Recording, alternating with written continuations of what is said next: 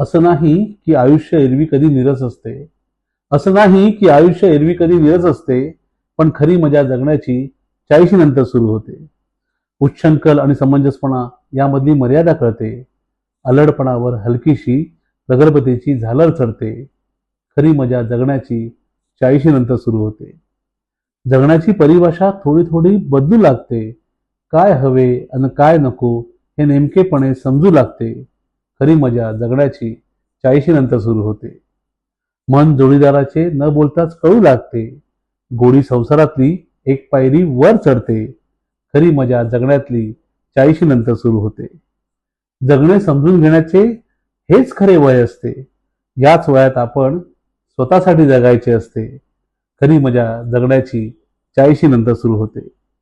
आयुष्याच्या चित्रपटातील हेच मध्यंतर असते. आयुष्याच्या चित्रपटातील हेच मध्यंतर असते.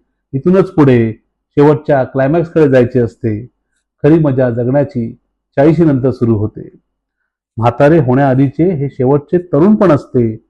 ते आपण मनापासून उपभोगायचे असते. खरी मजा जगण्याची 40 नंतर सुरू होते.